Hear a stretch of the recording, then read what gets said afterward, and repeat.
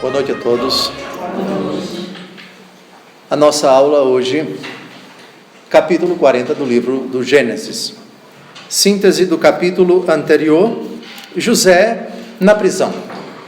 Porque ele foi vítima da ousada investida da esposa de Potifar, não cedeu, ela fez para usarmos a expressão dos jovens hoje, uma armação contra ele, espalhou uma calúnia, o marido dela, Potifar, acreditou e colocou na prisão, na mesma casa de Potifar, o chefe da guarda de Faraó. Agora, nós vamos a um acontecimento dentro da prisão, ele que caiu nas graças do carcereiro, era praticamente José quem cuidava de todos os presos, sendo ele mesmo prisioneiro, o que faz supor que ele gozava de um prestígio tremendo, junto aos oficiais, junto à corte de Faraó. E parece, atenção, que no capítulo de hoje, parece que até o próprio Potifar, não acreditou muito na versão de sua esposa, tanto é que ele vai dar confiança tremenda ao próprio José. Teria Potifar não acreditado na versão da sua esposa, ou se acreditou, mudou de opinião depois?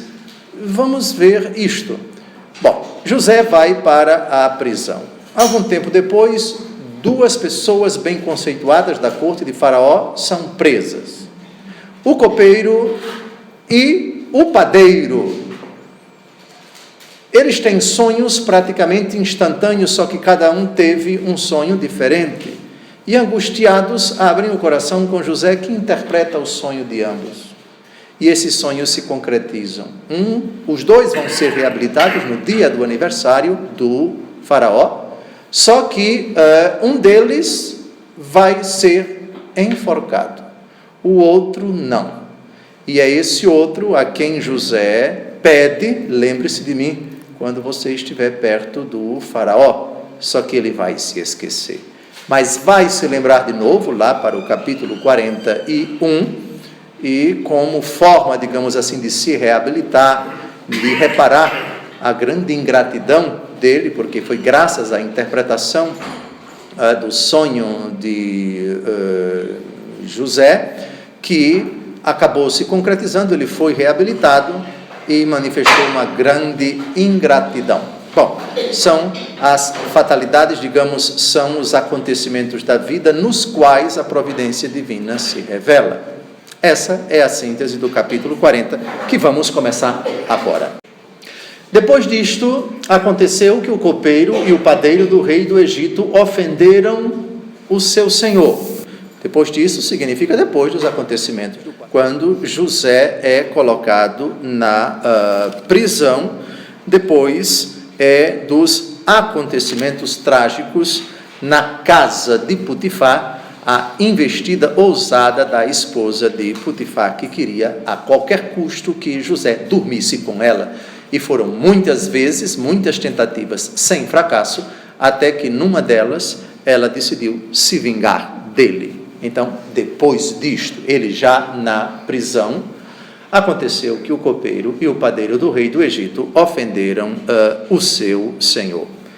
Na língua hebraica, mashker é copeiro, mas também pode ser traduzido como mordomo. É aquele que serve as pessoas, taças, vinho, as bebidas, etc. O copeiro-mó é o responsável pelos funcionários, pelos serventes no que toca à bebida. Esse é o copeiro.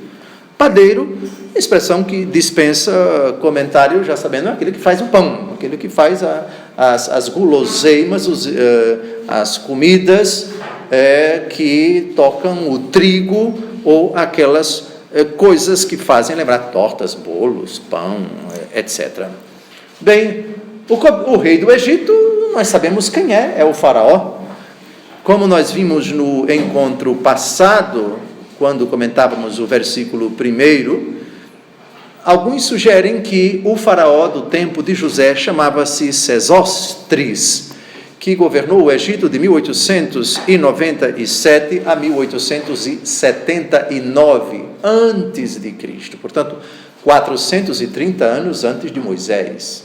Uma época bem remota, bem remota. O faraó do tempo de Moisés parece que era Ramsés II, mas isso 430 anos depois. Estamos numa dinastia que demorou séculos, talvez milênios.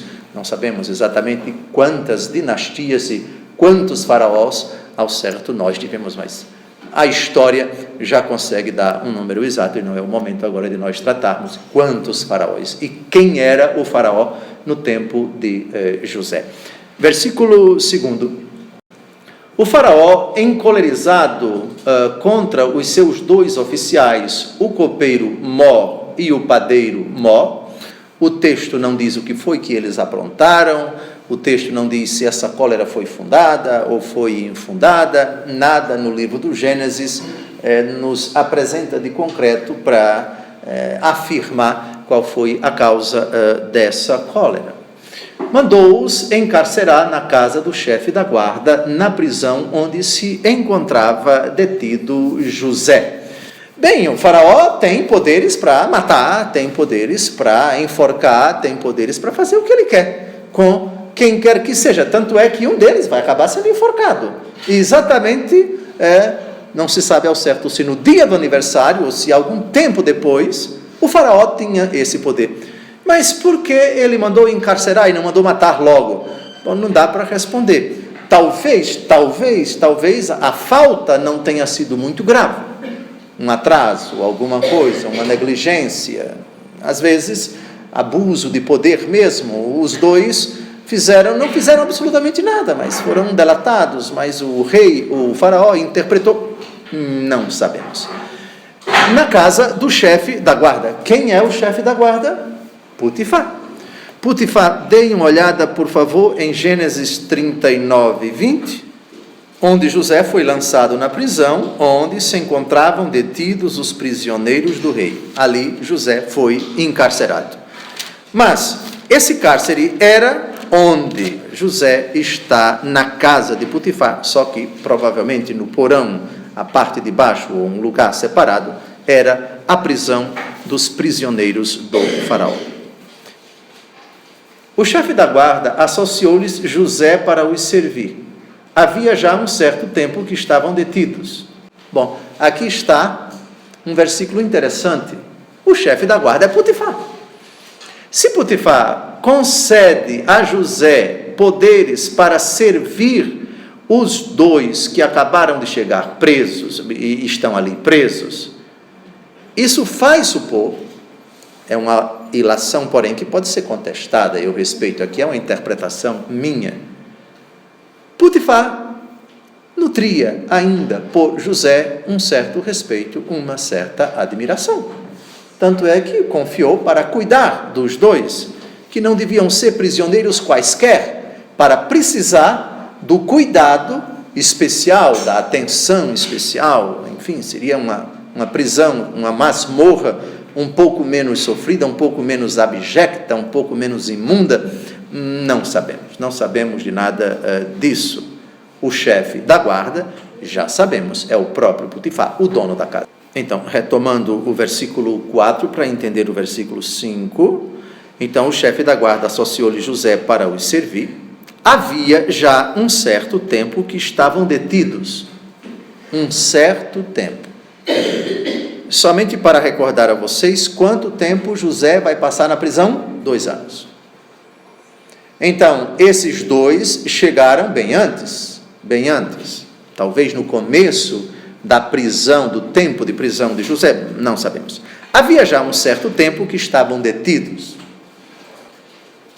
Versículo 4. Quando os dois prisioneiros, o copeiro e o padeiro do rei do Egito, tiveram um sonho numa mesma noite, cada um o seu, com seu sentido particular. Bem, acaso é uma palavra que não existe na Bíblia, sorte também não existe na Bíblia. Você pode até falar de sorte num sentido bem derivado, mas não no sentido do acaso. Como é que pode que duas pessoas que trabalham no palácio do rei do faraó, agora presos, sonhem coisas muito parecidas até certo ponto, e é a providência de Deus, categoria que está abundantemente, fartamente fundamentada no Antigo Testamento. O fato é que nada acontece por acaso. Deus coopera em tudo para o bem daqueles que amam a Deus, e isso se aplica a esse princípio de Romanos 8, 28, a todos os acontecimentos. Portanto, não existe fatalidade no sentido estrito da palavra, mas o concurso divino, os acontecimentos que estão inseridos no plano misterioso de Deus. Não houve acaso aqui. Aqui, a providência divina que permitiu que os irmãos de José nutrissem ódio por ele, vendessem-no como mercadoria, nutrissem uma raiva tremenda dele, inveja. Depois ele vai para a casa de Potifar, goza do prestígio dele, mas é assediado pela esposa e vai para a prisão. E chegam esses dois depois da cólera de Faraó. Repare que curioso, a cólera do Faraó como causa remota da libertação de José. Coisa que mais para frente, 430 anos depois, outro faraó encolerizado vai endurecer o seu coração contra o povo hebreu, e virão as 10 pragas do Egito, e Deus suscitará Moisés, virão as 10 pragas do Egito, e depois a libertação. Quando a gente começa a analisar todos os acontecimentos, cólera, dureza de coração, maldade da esposa de Potifar, a gente percebe como o plano de Deus, malgrado todos os dissabores da vida, o plano de Deus acaba triunfando, acaba se manifestando para além dos obstáculos da maldade, da perversidade, da ruindade, da dureza do coração e do aparente triunfo de Satanás. O plano de Deus. Para Deus, 1000 anos é como um dia que passou. A providência dele, a paciência dele. Quando a gente pensa que os obstáculos vão dizer, não, o plano de Deus acabou, a vontade dele não vai se cumprir, é um engano. Mas é um engano tremendo, tremendo. E como isso é importante para a vida de cada um de nós. Muito bem. Então, estamos no versículo 5. Cada um deles sonha um sonho particular com seu sentido particular. E José não sabe de nada. Eles apenas sonharam. Avancemos. Quando José voltou junto deles, no dia seguinte, pela manhã, viu que estavam tristes. Bem, o versículo não carece de nenhuma explicação. José os percebe tristes. Versículo 7. Perguntou então aos oficiais do faraó, detidos com ele na casa do seu senhor, por que tendes hoje um ar sombrio? Um olhar pode ajudar o plano de Deus a começar a se manifestar. Uma pergunta também. Por quê? Certamente, o plano da salvação no Novo Testamento começa a se manifestar com uma pergunta: como se fará isso se eu não conheço homem algum? É a primeira pergunta, é a primeira frase de Nossa Senhora, fundamental para que ela compreenda e depois aceite. O anjo já não chega dizendo, olha, não se assuste não, porque eu já vou dizer logo para que foi que eu vim, e antes que você pergunte, Maria, eu já vou dar todas as coordenadas. Não. Como se fará isso? Ele apresentou-se, não temas Maria, etc., deu a notícia, quer dizer, a notícia convite, e esperou a pergunta dela. Aqui, José, que não sabe, pergunta. Aliás, os Atos dos Apóstolos começam exatamente assim, no dia da ascensão do Senhor. Qual é a pergunta, qual é a primeira frase dos apóstolos em Betânia, antes de Jesus subir ao céu: Senhor, vai ser agora que o Senhor vai restaurar a realeza em Israel? Lembram disso? Lembram disso? Aí Jesus dá um fora neles, bem educado, evidentemente: não compete a vós conhecer os tempos e os momentos que o Senhor reservou, etc, etc. Isso no capítulo 1 dos Atos dos Apóstolos. Pois bem, porque tendes um ar sombrio. Versículo 8: tivemos um sonho, responderam, e não há ninguém para nulos interpretar. Agora vejam que intervenção importante de José. Porventura não pertence a Deus, replicou José, a interpretação dos sonhos? Rogo-vos que mos conteis. É curioso que José, até agora, não interpretou nenhum sonho, porém ele revelou 2 sonhos. Vamos dar uma olhadinha nos sonhos de José em Gênesis 37. Ele não revela os sonhos, ele simplesmente narra os sonhos. Gênesis 37, de 5 a 7 e de 9 a 11. 37, de 5 a 7. Ora, José teve um sonho e o contou aos seus irmãos, que o detestaram ainda mais. Ouvi, disse-lhes ele, o sonho que tive. Estávamos ligando feixes no campo, e eis que o meu feixe se levantou e se pôs de pé, enquanto que os vossos o cercavam e se prostravam diante dele. Bom, parece que esse sonho não precisava muito de interpretação. Só que eles interpretaram da maneira certa e ficaram furiosos. A reação deles, eu vou passar por cima, porque vamos agora para o outro sonho que acabou deixando o pai dele irritado, o velho Jacó, furioso, mas reflexivo. Versículos de 9 a 11, outro sonho, o mesmo capítulo. José teve ainda outro sonho, que contou aos seus irmãos. Tive, disse ele, ainda um sonho. O sol e a lua e 11 estrelas prostravam-se diante de mim. Vejam que ele não interpretou nada. Ele contou isso ao seu pai e aos seus irmãos, mas foi repreendido por seu pai. Que significa, disse-lhe ele, este sonho que tiveste? Viremos porventura eu, tua mãe e teus irmãos a nos prostrar por terra diante de ti? Seus irmãos ficaram, pois, com inveja dele, mas seu pai guardou a lembrança desse acontecimento. Até José escutar os sonhos do copeiro e do padeiro, José não é intérprete de sonho, mas é beneficiário de sonhos. Aliás, não por acaso, o outro José do Novo Testamento, pai adotivo de nosso Senhor Jesus Cristo, esposo de Nossa Senhora, recebeu essa dádiva, não de interpretar sonhos, mas de ser beneficiário de sonhos. Lembram? Não temas receber Maria por tua mulher, levanta-te e foge para o Egito, porque Herodes quer matar a criança. Depois, no Egito, o Senhor lhe aparece em sonhos, volta para a Terra Santa, porque aquele que queria matar o menino já não existe mais. E o texto ainda diz que ele era beneficiário de outros sonhos. Muito bem. José do Antigo Testamento e José do Novo Testamento. Sonhos e sonhos.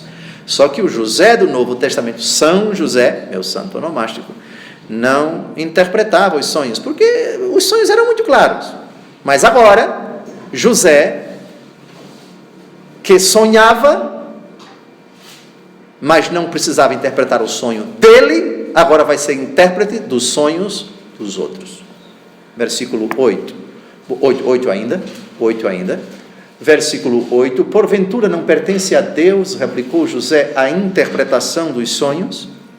Quem sabe qual é o texto do livro do Eclesiástico que fala da interpretação de sonhos? Vamos a Eclesiástico, capítulo 34, porque, vejam aí o Gênesis 48, não pertence a Deus a interpretação dos sonhos. Atenção, só Deus pode interpretar sonhos. Só Deus. Seja diretamente, Ele mesmo, seja por intermédio de uma criatura que está no céu, um anjo ou um santo, ou seja por intermédio de uma criatura aqui na terra. O próprio sonhador, Deus pode revelar para ele o que significa aquele sonho, ou ele não autoriza que aquele que sonhou, mas que não entende, é o caso do copeiro e do padeiro, mas pode colocar nos lábios de outra pessoa. E aí, qual o critério para saber se aquela interpretação é correta ou não? Eclesiástico, capítulo 34, de 1 a 8. Esse texto nós já vimos muitas vezes e já tratamos aqui exaustivamente a questão da interpretação dos sonhos. O insensato vive de esperanças quiméricas, os imprudentes edificam sobre os sonhos, como aquele que procura agarrar uma sombra ou perseguir o vento. Assim é o que se prende a visões enganadoras. Isso, segundo aquilo, eis o que se vê nos sonhos. É como a imagem de um homem diante dele próprio. Que coisa pura pode vir do impuro? Que verdade pode vir da mentira? A adivinhação do erro, os augúrios mentirosos e os sonhos dos maus, tudo isso não passa de vaidade. O teu coração, como de uma mulher que está de parto, sofrerá imaginações. Atenção. A menos que o Altíssimo te envie uma visão, não detenhas nelas teu pensamento, pois os sonhos fizeram errar muita gente, que pecou porque neles punham sua esperança. A palavra da lei se cumpre integralmente, e a sabedoria tornar-se-á evidente na boca do homem fiel. Alguns critérios para saber se é o Senhor mesmo que está interpretando o sonho, seja imediatamente, seja mediante uma criatura que está no céu ou uma criatura aqui na terra. Que aquilo que acontece no sonho se cumpra. E segundo, que a interpretação não seja incompatível com a palavra do Senhor. Não fira a palavra de Deus, porque Deus não pode se contradizer. Deus não pode dizer uma coisa na Bíblia e outra coisa que contradiga o que está na Escritura. Muito bem. Isso, grosso modo, porque os outros critérios, a árvore boa não pode dar maus frutos, a árvore má não pode dar bons frutos, o sonho que vem de Deus não tira a paz, não nos angustia, não nos convida a pecar. Tudo isso nós já vimos, e há até um vídeo da Rede Século XXI que assistimos aqui e que eu remeto para vocês assistir de novo, não é?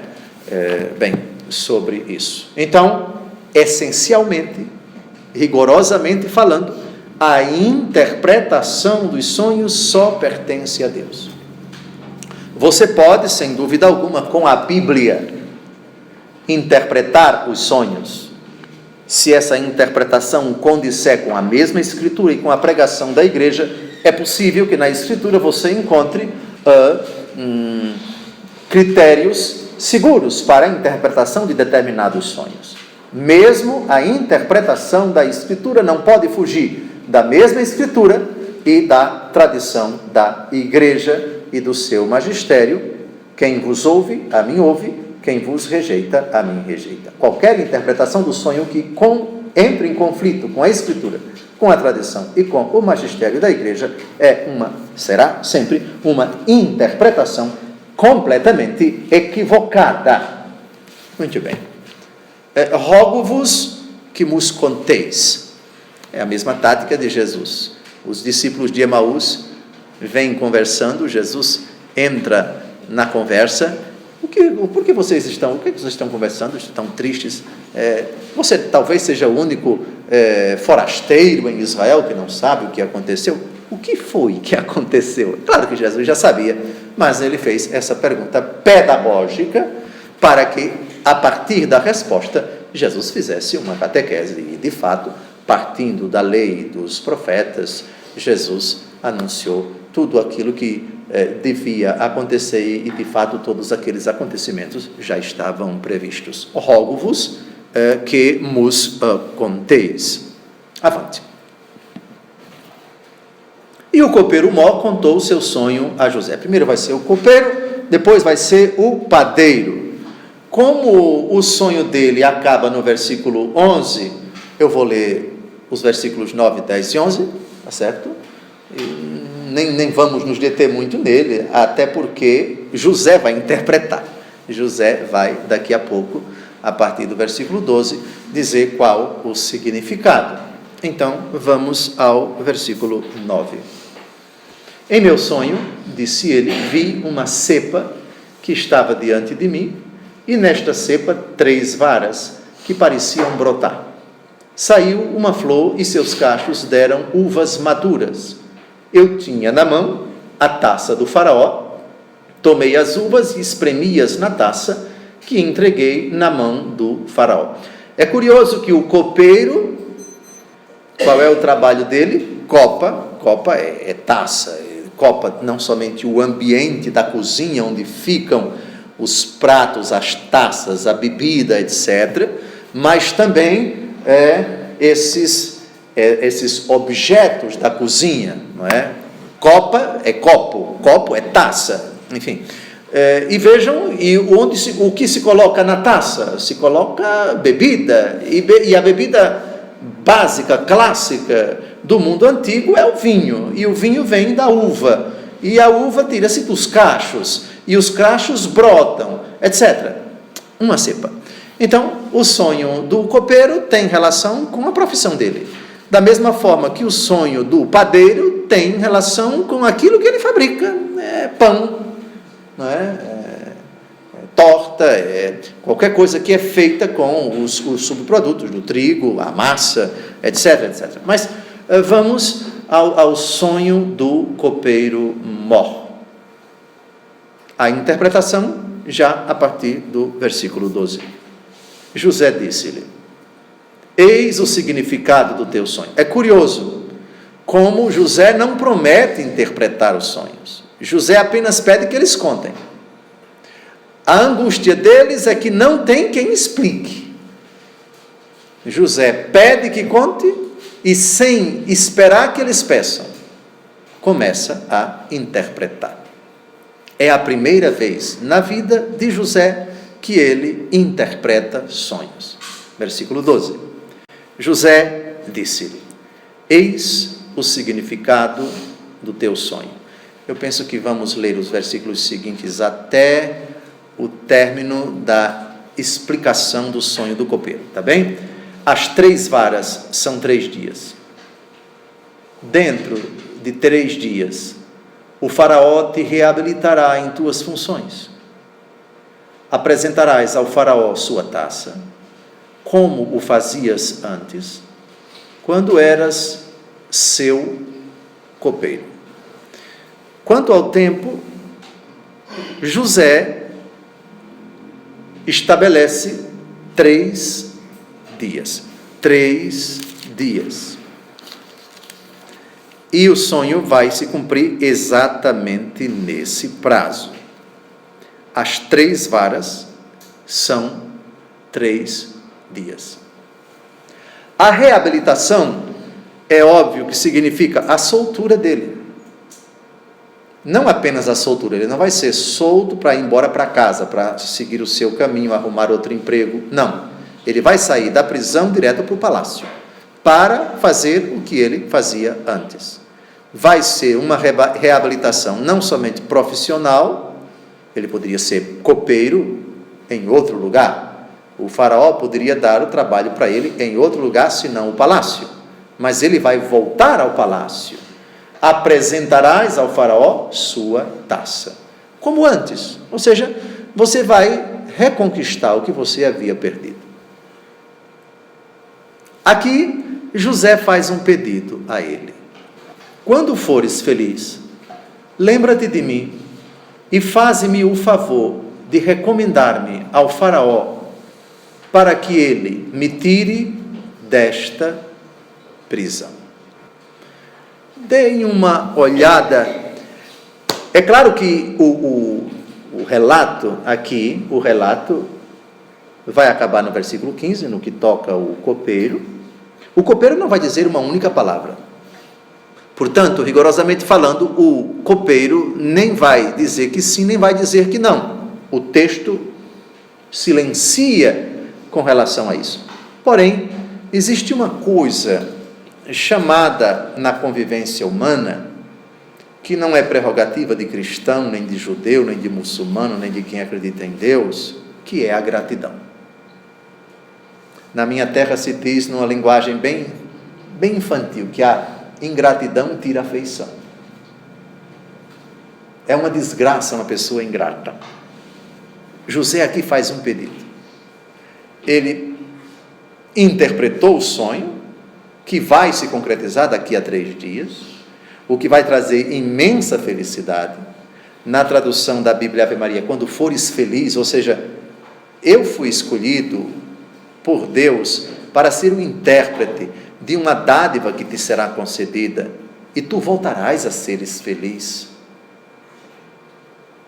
Versículo 23, leia em voz alta. Mas o copeiro mor não pensou mais em José, esqueceu. Que desgraça, que desgraça, que miséria, que miséria, que miséria. É verdade que no capítulo 41, versículos de 9 a 13, ele vai cair em si. O desgraçado vai reconhecer a falta. Reparem o que ele vai dizer no versículo 9 do capítulo 41. Vou confessar minha falta. Esqueceu. Há determinados esquecimentos que não são culpáveis. Mas há determinados esquecimentos que chocam determinadas pessoas, que ferem determinadas pessoas. O coração grato nunca esquece. O ingrato, com muita facilidade, esquece. Bem, mas nós vamos chegar no capítulo 41. Ele vai se reabilitar. Aqui, no versículo 14, temos um pedido. É verdade que ele ocupa um lugar de destaque na prisão, mas é prisão. E eu duvido que a prisão naquele tempo tivesse split, ar-condicionado, etc. Prisão especial devia ser uma coisa fétida, uma coisa horrorosa, um mau cheiro triste, alimentação horrorosa, enfim. Estamos, lembrem-se, 1600 anos, 700 anos antes de Cristo.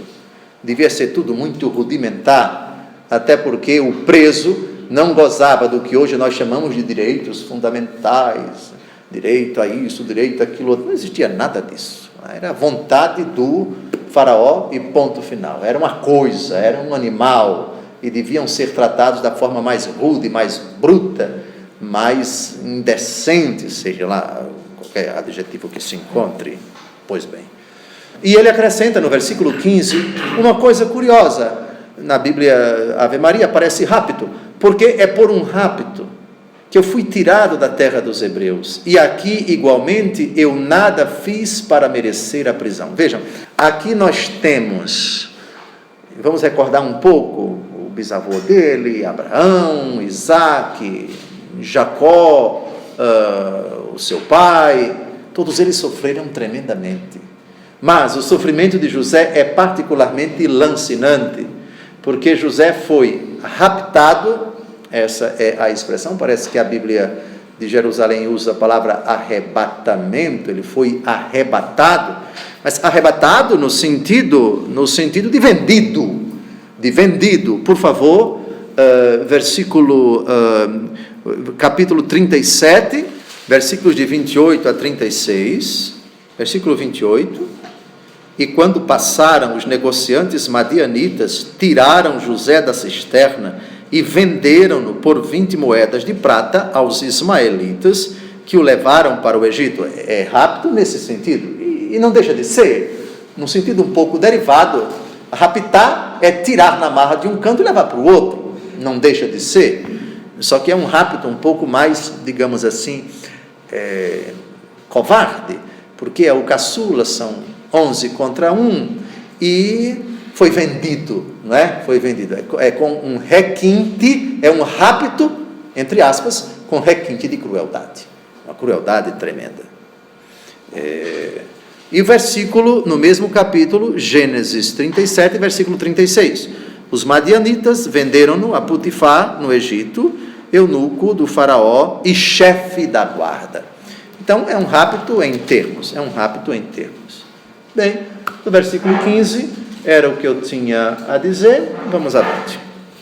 Versículo 16.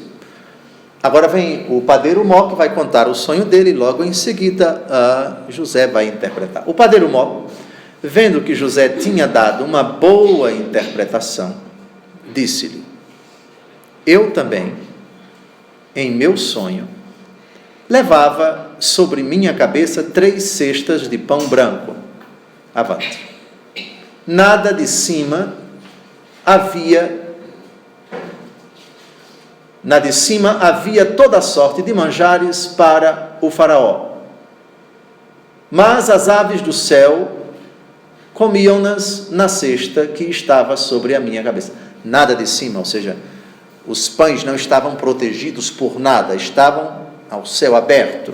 Muito bem, toda sorte de manjares para o faraó, mas as aves do céu comiam-nas na cesta que estava sobre a minha cabeça.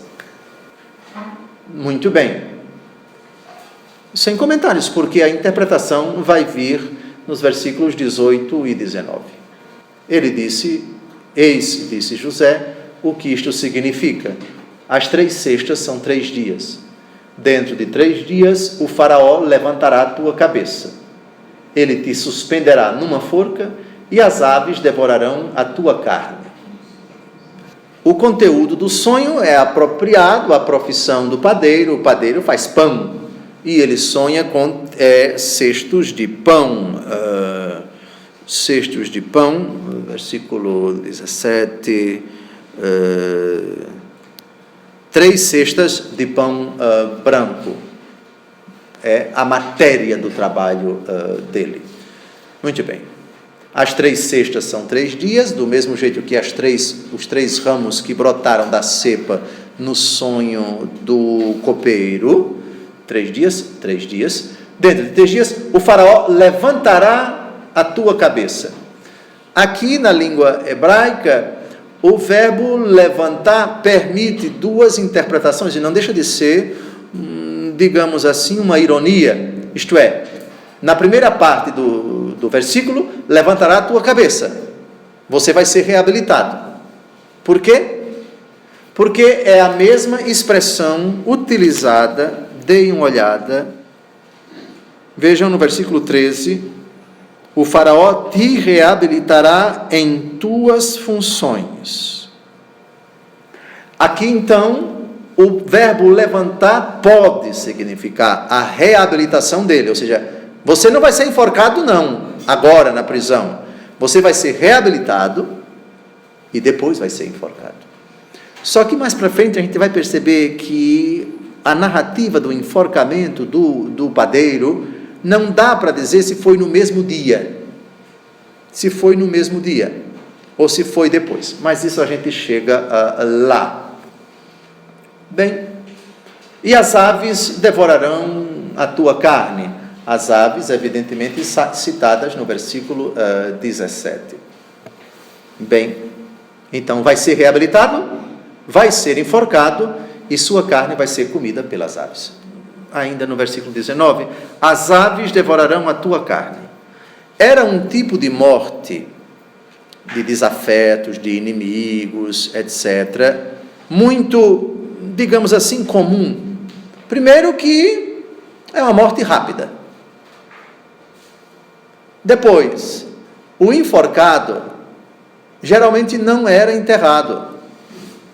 As aves vinham comer aquele corpo quando começava a se putrefar, quando começava a apodrecer. Segundo livro de Samuel, capítulo 21, de 9 a 10. Entregou-os aos Gabaonitas, que os enforcaram na montanha diante do Senhor. Pereceram todos os 7 juntos nos primeiros dias da colheita da cevada. Respa, porém, filha de Aia, tomando um saco, estendeu-se sobre ele em cima de uma rocha, e ali esteve desde o princípio da colheita da cevada até o dia em que caiu sobre eles a chuva do céu, e ela não deixou que os pássaros do céu pousassem sobre os corpos durante o dia, nem que as feras selvagens os tocassem durante a noite. Que horror! Enforcados e nem o direito a sepultar os corpos, não, ficavam lá mesmo, pendurados, para serem devorados pelas aves. Que horror! É o que vai acontecer com o corpo desse infeliz. Voltemos a Gênesis, capítulo 40, versículo 19. As aves devorarão tua carne, ou seja, o seu corpo não vai ter o direito ao sepultamento. As aves vão vir comer tudo. Aves, evidentemente, as aves catartídeas. Catartídeo em latim significa de carniça, ou seja, matéria orgânica animal em decomposição, né? Ou seja, a carne apodrecendo de qualquer animal ou dos seres humanos, isso é um perfume para os urubus. Para os urubus. Os urubus não detestam o cheiro de coisa gostosa. Para a gente, porque nossa natureza está inclinada a sentir um certo prazer quando o cheiro de uma boa comida, o cheiro de um perfume, etc. O perfume para os urubus é a carniça. E eles sentem o cheiro a 3, 4, 5 quilômetros. Exatamente essas aves. Exatamente. Versículo 20. No terceiro dia, celebrava-se o aniversário natalício do faraó, e ele ofereceu um banquete a todo o seu pessoal. Ele levantou a cabeça do copeiro-mó no meio de todos os seus servos.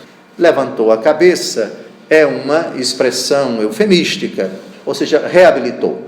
Mandou chamá-lo da prisão, tirou da prisão. Muito bem. Era um costume antigo, costume, aliás, que nós temos um certo vestígio no Novo Testamento, exatamente no sofrimento de nosso Senhor Jesus Cristo, que por ocasião de alguma festa, de alguma solenidade, se libertasse alguém. Deem uma olhada em Mateus 14, versículos de 6 a 7. João 18, 39.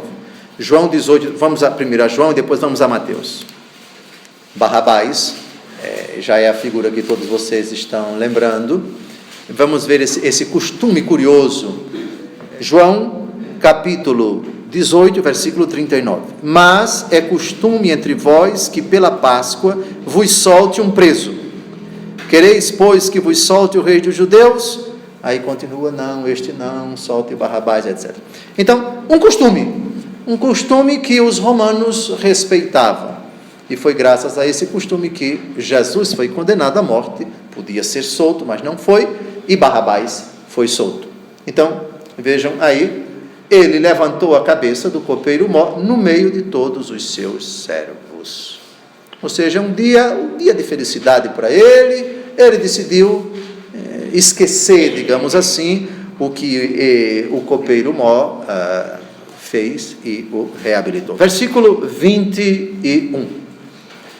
Restabeleceu no seu cargo o copeiro-mó, que apresentou novamente a taça ao faraó.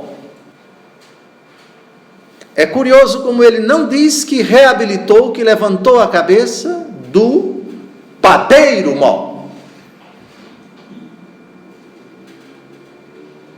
Também não diz se o que vai acontecer no versículo 22 aconteceu no dia do aniversário dele. Parece, por causa do terceiro dia, provavelmente foi no mesmo dia do aniversário, mas a gente vai analisar direitinho. Mandou suspender no patíbulo o padeiro-mó, segundo a interpretação que José lhes havia dado. Aqui a gente vai ter que ir a Mateus capítulo 14, de 6 a 7, porque foi num contexto de uma festa que Herodes deu, que morreu João Batista. Lembram disso? Só que ele, digamos assim, Herodes, vão abrindo Mateus 14, de 6 a 7, Herodes quis ser benévolo, não com qualquer pessoa, ele não tinha intenção de soltar ninguém. mas caiu na ingenuidade de dizer para a filha de Herodíades: peça-me o que você quiser, ainda que seja metade do meu reino, eu darei para você. E ela, sem saber o que pedir, dirigiu-se à mãe, que odiava João Batista, e ela sentenciou: traga-me a cabeça de João Batista num prato. Mateus, capítulo 14, na festa de aniversário de nascimento de Herodes. Vejam, a festa de aniversário de nascimento do faraó. O padeiro vai morrer. E aqui João Batista vai morrer. Na festa de aniversário de nascimento de Herodes, a filha de Herodíades dançou no meio dos convidados e agradou a Herodes. Por isso ele prometeu com juramento dar-lhe tudo o que lhe pedisse. Por instigação de sua mãe, ele respondeu: dá-me aqui, neste prato, a cabeça de João Batista. O fato é que o rapaz morreu mesmo, e se foi no dia da festa ou foi depois, enfim. E a frase dolorosa do versículo 23, o copeiro Mó não pensou mais em José, esqueceu-o. Sobre o esquecimento, eu tenho 3 textos para concluir. Ainda temos 8 minutos para 1 hora do nosso estudo. 3 textos que, um do Antigo Testamento e 2 do Novo Testamento, que merecem a nossa consideração. O primeiro, Tiago, capítulo 4, versículo 17. É um versículo pequeno, mas tão importante para nós. E isso vai pesar no dia do nosso juízo, viu? Isso vai pesar no dia do nosso juízo. É uma frase de uma atualidade, de uma importância, de uma profundidade. Todos em voz alta. Aquele que souber fazer o bem e não faz, peca. Impressionante. Impressionante. Aquele que souber fazer o bem e não faz, peca. Isso é para qualquer profissional, isso é para qualquer papa, para qualquer bispo, para qualquer padre, para qualquer pai, para qualquer mãe, para qualquer ser humano, não é nem para cristão. Você sabe fazer uma coisa e não faz. O copeiro podia falar com o faraó, ele foi reabilitado, é ele quem serve, é ele quem entrega a taça. E para chegar perto do faraó, como vocês sabem, naquela corte, naquele tempo, não era qualquer um, era uma grande autoridade, as pessoas, e ele cuidava de se acercar de pessoas da sua confiança, porque podia chegar alguém com um punhal e matá-lo, como tantas vezes. Quem lembra de Júlio César, no Senado? Até tu, Brutus, o filho que apunhalou o pai, no Senado. Pois bem, então, para chegar perto de uma autoridade, tinha que ser a pessoa da mais absoluta confiança, o que custava para ele, que servia ao faraó, majestade, sei lá qual era o título, eu quero apresentar o caso de... Ele vai fazer isso depois, no capítulo 41, mas esqueceu. Quem sabe fazer o bem e não faz, peca. Por favor, memorize isso. Por favor, decore isso. Por favor, cite isso para qualquer preguiçoso, relaxado, acomodado, que sabe fazer uma coisa e não faz. A pior desgraça é um acomodado. Oh, pelo amor de Deus, você sabe fazer uma coisa. Se você se aplica, faz bem feito, porque o cabra é competente. A pessoa, ela domina o assunto e não faz, peca. E vai prestar contas diante de Deus. Outro texto, em Lucas 17, de 11 a 19, se vocês quiserem folhear bem, mas é a parábola muito conhecida. Jesus cura 10 leprosos. Lembram disso? Depois Jesus diz o que para eles? Vão se apresentar ao sacerdote. Muito bem. E quantos deles voltam para agradecer a Jesus? Ingratidão. Podiam fazer muito bem isso. Ingratidão. Leia, por favor. Quem encontrou, leia. Partido 14. Jesus viu-os e disse-lhes: ide, mostrai-vos aos sacerdotes. Certo. E quando eles iam andando, ficaram curados. Certo. Um deles, vendo-se curado, voltou glorificando a Deus em alta voz. Sim. Prostrou-se aos pés de Jesus e lhe agradecia, e era um samaritano. Jesus lhe disse: não ficaram curados todos os 10? Onde estão os outros 9? Não se achou senão este estrangeiro que voltasse para agradecer a Deus? E acrescentou: levanta-te e vai, tua fé te salvou. Perfeito. O penúltimo texto, Isaías 49, de 14 a 15. Aqui é o conforto, porque eu sei, aqui eu olho para a câmera, para os internautas que talvez já sofreram muito na vida por causa de ingratidão.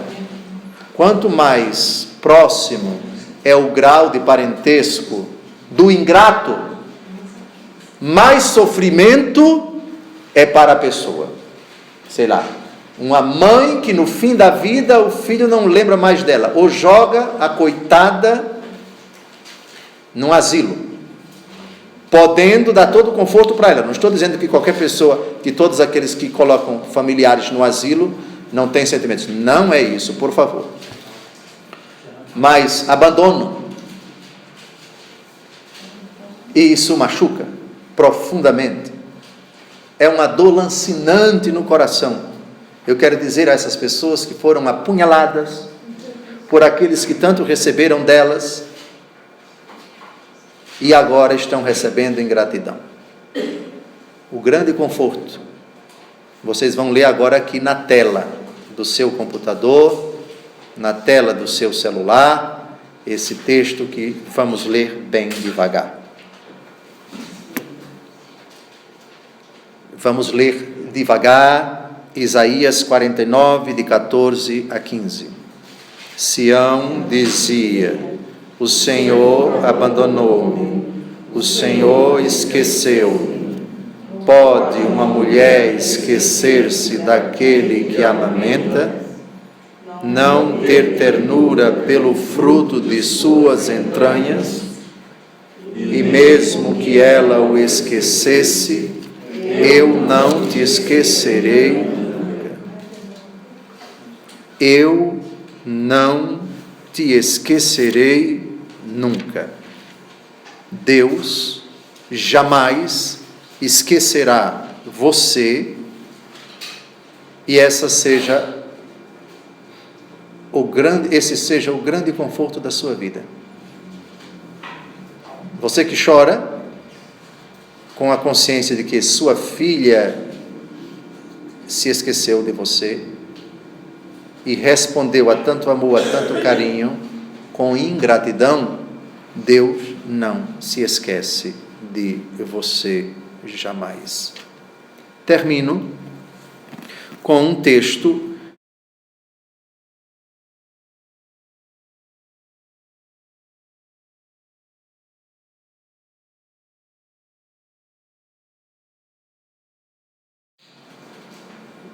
o copeiro esqueceu José. Mas os planos de Deus não se emperram com a dureza, com o esquecimento, com a maldade ou com qualquer fraqueza humana. Deus tem os seus momentos, Deus tem os seus tempos, Deus tem a sua hora, que não é a nossa hora, e para além de qualquer limitação humana, o plano de Deus acaba se manifestando. É o que vai começar a acontecer no capítulo 41. Desejo a todos uma boa semana. No sábado que vem, se Deus quiser, começaremos o capítulo 41, os sonhos do faraó. Certamente é o maior capítulo daqueles que ainda restam do livro do Gênesis. E depois dessa interpretação, a completa reviravolta na vida de José e aquilo que Deus vai manifestar aos seus irmãos, à sua família, por intermédio dele, que se revelará um homem de um coração grandiosíssimo, um homem de uma magnanimidade tremenda, um homem do perdão, um homem do acolhimento, o homem que reconhece que Deus permitiu que tudo aquilo que acontecesse na vida dele redundasse em benefício para toda a sua família. Boa semana, boa noite, até o próximo sábado, se Deus quiser.